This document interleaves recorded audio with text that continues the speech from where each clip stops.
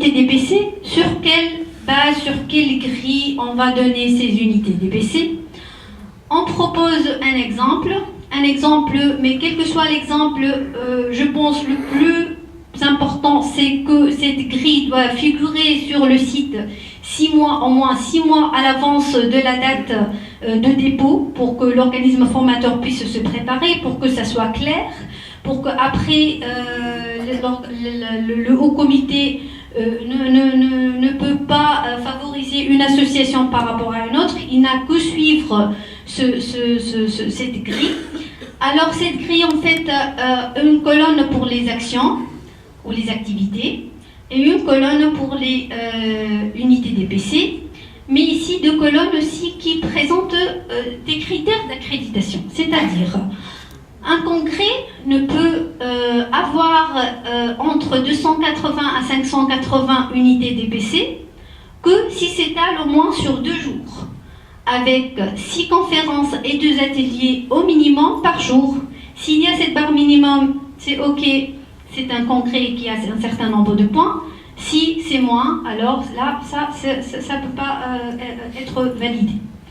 La formation, elle doit avoir une durée minimale de 42 heures, avec le 1/3 de la charge horaire en formation pratique. Elle peut donc bénéficier de 220 unités DPC. La conférence doit s'étaler sur au moins de 30 minutes, au minimum 30 minutes. Le dentiste aura 15 unités DPC. La communication orale de 15 minutes, au moins 10 unités DPC. L'atelier d'1h30 avec une heure au moins de pratique, il aura 25 unités DPC. Pour les formations post-universitaires, c'est 600 unités DPC. Et pour les résidents ou les médecins qui cherchent la recherche scientifique, donc il y a aussi une proposition pour la présentation des posters, des conférences, des communications orales. Pour les formations non présentielles, par exemple, même l'abonnement à une revue scientifique, à condition que cette revue scientifique est validée et accréditée par le haut comité, il peut avoir 15 unités DPC. Alors, une petite remarque, pour par exemple les formations suivies par les médecins dentistes qui ne sont pas des formations post-universitaires, qui ne sont pas des formations faites par la faculté de médecine dentaire, par exemple la faculté de médecine ou faculté de pharmacie. On peut être intéressé par un CEC, par un DU. Alors là, si les formations à l'étranger, le médecin dentiste aller suivre une formation à l'étranger, là, il doit faire une demande personnelle. C'est le médecin dentiste là qui va demander l'accréditation de cette formation, parce qu'on ne peut pas demander à une association en France d'aller demander l'accréditation du haut comité, mais c'est le médecin dentiste qui va joindre une demande avec le programme détaillé, avec tous les détails au haut comité. Le haut comité va étudier sa demande et va lui dire oui, c'est bon, voilà, si tu vas suivre cette activité, tu vas être accrédité avec un tel nombre d'unités DPC ou pas. Aussi pour la formation non présentielle, actuellement, ça existe les formations en ligne et ça va être de plus en plus, pourquoi pas. Si c'est accrédité par le haut comité, ça peut être vérifié, évalué. Le médecin dentiste peut bénéficier, pourquoi pas, d'un certain nombre d'unités DPC en suivant ces formations non présentielles.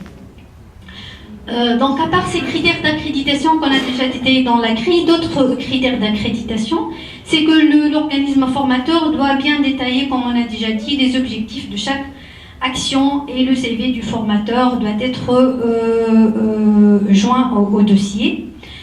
L'organisme formateur doit aussi donner un test d'évaluation des connaissances pour chaque action à chaque participant. Donc, le médecin dentiste,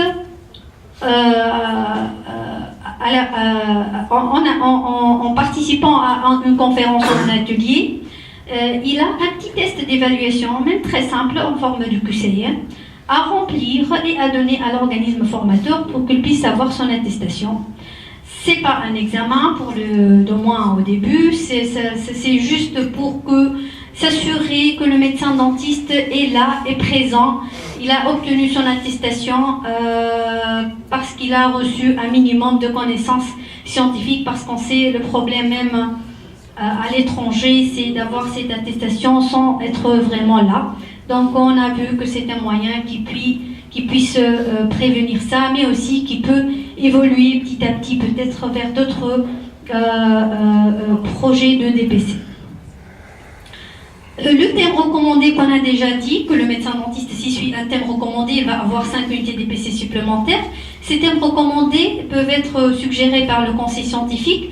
Des exemples qu'on a vus peut-être intéressants, par exemple le thème de l'asepsie, le thème les usages des antibiotiques, le dépistage des cancers des voies aériennes supérieures de la cavité buccale, les urgences au cabinet dentaire. Ce sont des thèmes que le médecin dentiste ne doit pas passer à côté, qu'on encourage le médecin dentiste à suivre en lui donnant un bonus d'unité DPC, mais aussi en recommandant aux organismes formateurs de inclure l'une de ces thèmes dans leur programme DPC dans chaque gouvernorat.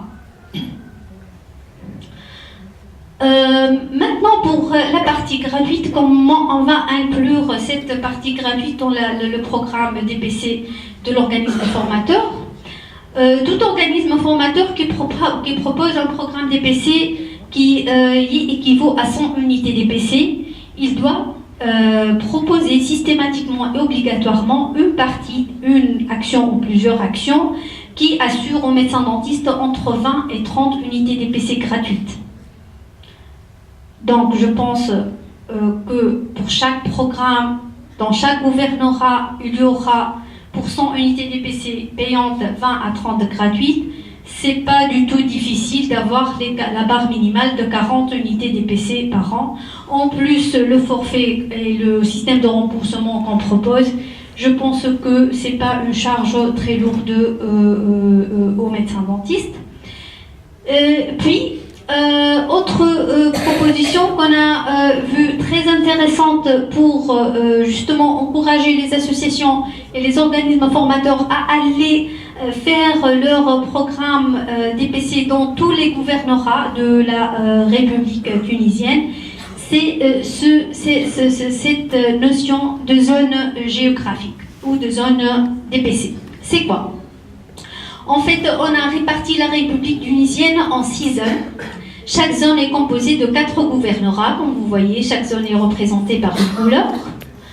Et l'organisme formateur, dès le début, si vous avez fait attention, la demande d'accréditation, il y a une petite rubrique qui est indiquée, la zone choisie et le gouvernorat principal. Alors c'est parce que l'organisme formateur, il doit choisir une zone où il va faire son programme annuel.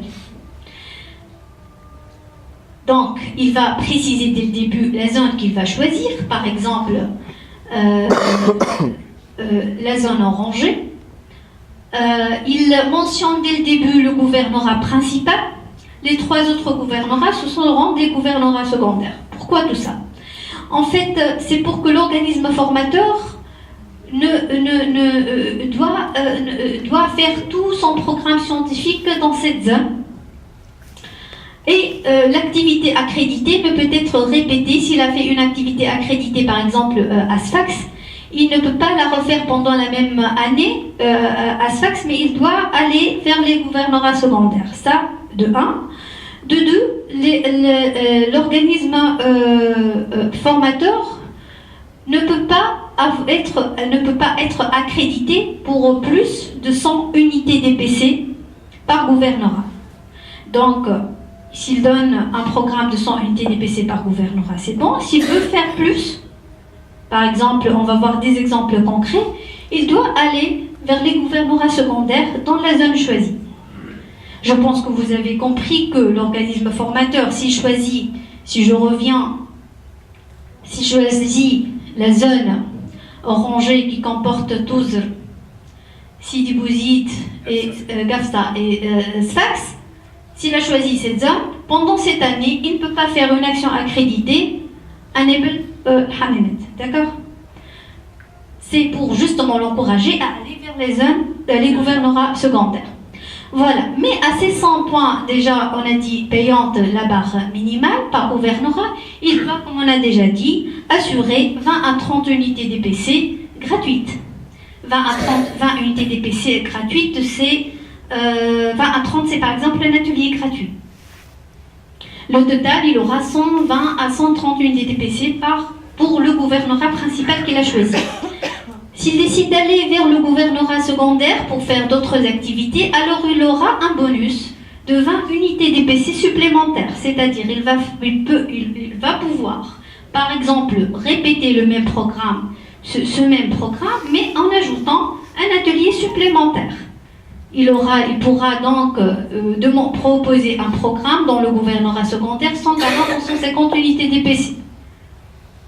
De même pour les autres gouvernorats secondaires, pour avoir au maximum 580 unités DPC. Un organisme formateur ne peut pas être accrédité pour plus que 580 unités DPC. Dans l'esprit et dans l'objectif de permettre à tous les organismes formateurs de proposer des programmes scientifiques, parce que comme on sait, il y a des associations qui peuvent faire un programme assez riche, d'autres associations qui peuvent pas, par exemple, organiser éventuellement 2 congrès, plusieurs formations.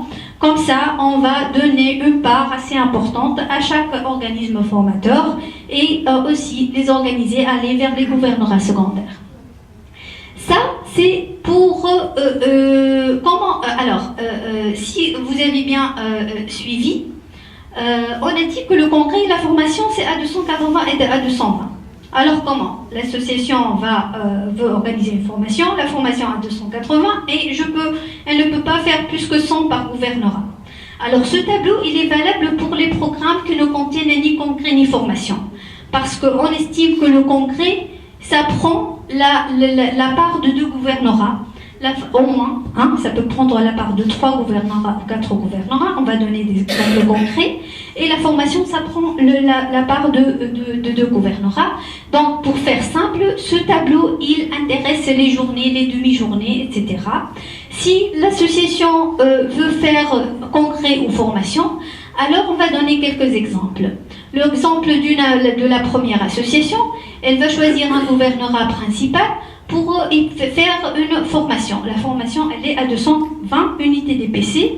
Elle doit faire, pour être accréditée pour cette formation, une activité gratuite de 40 à 60 unités DPC.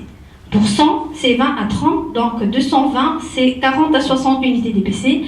40 à 60, 40 unités DPC. C'est 2 conférences et une communication orale, c'est une conférence et un atelier, d'accord, donc c'est pas mal, c'est gratuit. Elle peut, parce qu'elle n'a pas encore atteint les 580, aussi organiser un congrès allant jusqu'à 300 unités DPC, d'accord. C'est calculé, 300, elle peut atteindre les 300 selon le nombre des conférences et des ateliers qu'il y a, accrédités bien sûr, qu'il y a dans ce congrès. Ce congrès, à 300 unités DPC, il doit comprendre l'accès gratuit à des actions équivaut à 40 à 60 unités DPC aussi. Le deuxième exemple, une autre association qui veut faire un congrès et des demi-journées et des journées. Alors, pour le gouvernorat principal, elle peut faire un ensemble d'activités à 130 unités DPC, 100 payantes, 20 à 30 gratuites. Ça peut être 2 journées, 3 demi-journées. Elle fait le calcul selon le nombre de conférences, le nombre d'ateliers qu'il existe dans ces activités. Et puis, dans le gouvernorat secondaire, elle va organiser son congrès à 300 unités DPC. Et il lui reste 150 unités DPC, elle peut les faire dans un autre gouvernorat secondaire avec 20 à 30 unités DPC gratuites. Un autre exemple pour une association qui veut faire un congrès très important avec 450 unités DPC accréditées. Il lui reste 130 unités DPC qu'elle peut les utiliser en organisant des journées et des demi-journées dans un gouvernorat principal et elle aura alors ses 580 unités DPC maximales. Un exemple 4, c'est un exemple d'une association qui fait une formation, et puis dans les autres gouvernorats, elle va faire des ensembles d'activités, mais ne dépassant pas les 150 par gouvernorat secondaire. Ceci dit, on a fait des exemples pour le maximum, mais des associations peuvent être accréditées pour uniquement une formation, uniquement un concret. Si uniquement des journées, demi-journées, ça ne doit pas être moins de 100 unités DPC. Voilà, j'espère c'est une idée générale sur le projet. On attend toujours vos propositions, vos suggestions. C'est un travail qui fait suite à une revue de la littérature, des idées personnelles aussi. Et j'attends vos questions, bien sûr.